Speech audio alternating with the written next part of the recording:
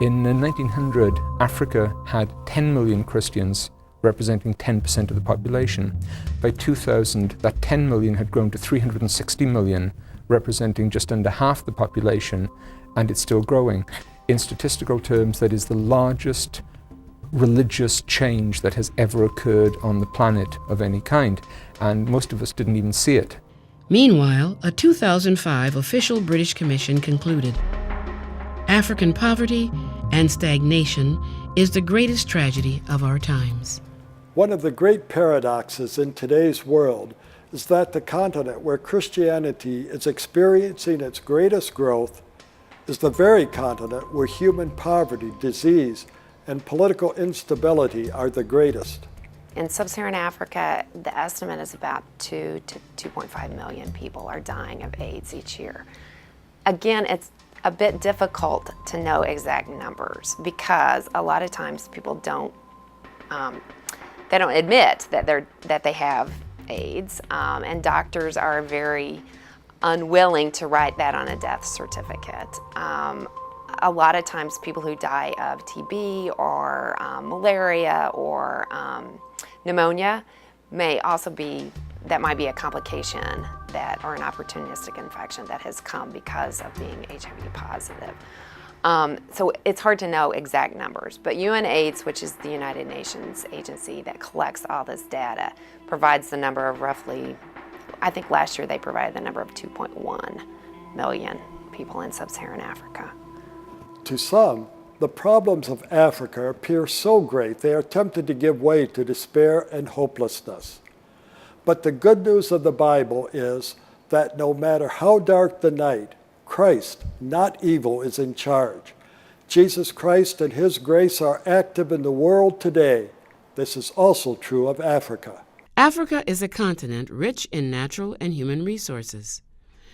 Pastor Isaac Matua of Kitale, Kenya, expressed this truth well when he wrote, Africa is suffering, not because of scarcity, but because of what she has not utilized.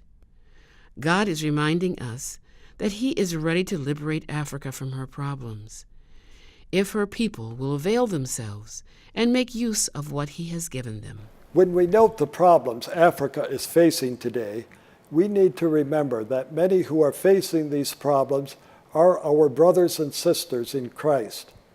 The great biblical principle of solidarity says we owe Africa our prayers and concern and our help.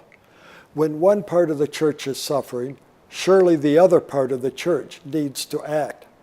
I think one of the most important things that Americans can do is that they can continue to care about AIDS in Africa. And not just about AIDS, but about Africa.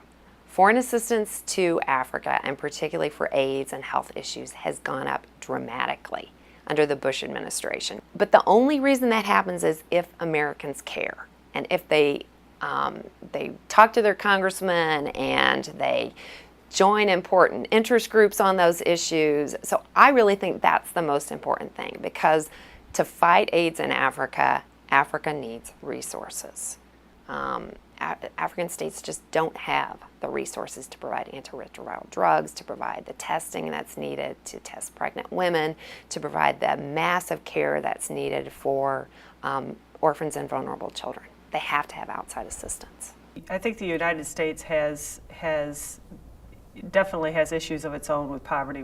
There are many people in the United States who are living in extreme conditions, and but the difference is we in the United States have the resources available to these people to use if they choose to. The social services agencies are there, and the money and the resources are in place for people to go to. In countries, in the African countries, those resources aren't available. With the encouragement of many Christians and others, President Bush began the President's Emergency Program for AIDS Relief, or PEPFAR. It involves spending billions of dollars in Africa and elsewhere to battle against the AIDS epidemic. Much of this money is being funded through Christian organizations, such as MAP International. The U.S. government voted in 2003 over 15 billion. 15 billion? US dollars to support 15 countries, 12 of them in Africa, 2 in the Caribbean, Haiti and Guyana, and then 1 in Asia, Vietnam. So my role at MAP International, and this other new role as Senior Director, Health and Hope, is to work with the churches and faith-based groups to see how they can plug into the governments within their countries and how they could also benefit from some of these monies. Those go through governments, but also through some large NGOs. Okay, and the NGOs, the non-governmental organizations like World Vision, World Relief, and then MAP International, partnering with some of these organizations. Also, we access some of that money. At many points, we have talked about the role played by civil society organizations in God's ordering of human societies. Dr. Peter O'Callaghan and his efforts are a living example of what those ideas mean. Others are also catching this vision. Local congregations are the best organization to eradicate the disease. We have the largest distribution network, we have the greatest number of volunteers, and we possess the most credibility at the local village level. Businesses and governments and NGO will never be able to eradicate this epidemic without the local churches involved around the world. Other Christian leaders are coming together to say that Christian overseas agencies are the best means to meet the needs of Africa. But they are also saying they cannot do it alone. When the financial resources of our government are combined with the dedication and the grassroots networks of faith-based overseas organizations, one has a combination that may very well be equal to the enormous needs Africa is facing today. Well, the question is often raised best as follows. Does money that's given to foreign governments best serve those people in countries such as Africa, or does money that's given to non-governmental organizations best serve the recipients? And this is an ongoing debate here in Washington. I think that history would show that often dollars that go to foreign governments have historically, particularly in Africa, gone to the rich, the wealthy, the entitled, often to tyrants, rather than to who ought to be the recipients of these dollars. And so I think that President Bush's PEPFAR plan, the President's Emergency Plan for AIDS Relief, in which money went to non-governmental organizations such as World Vision, World Relief, and Compassion International, and others, these kinds of non-governmental organizations are best shown to be more efficient, cost-effective. They aren't used, dollars aren't used to prop up tyrants, and so I happen to prefer that methodology. People who are driven by other motives, who don't care about legacy, who are not worried about the next election, they will stay at the table. They will bring the credibility, they will bring the relevance, they will bring the impact to get the job done. Government has been smart. They have looked at faith-based organizations as an extension of the humanitarian reach. They've had to. It's practical. Now, do you give money? Do you give goods? Do you give help to a faith-based organization just because it's faith-based? No. You give it only because they can get the job done better than you can get the job done.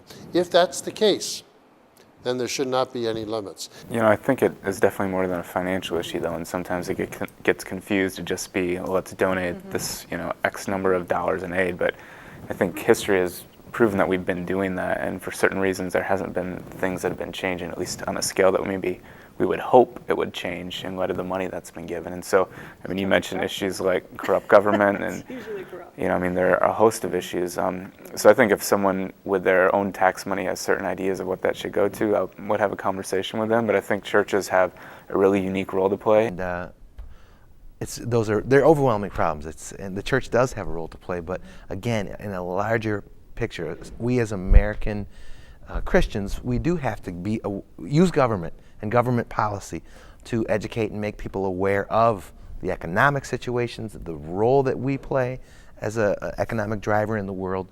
And I think we need to work to change that, to make a change. And alongside of Africa, all these statistics that were given about things that are going bad, the church is growing quite a bit there.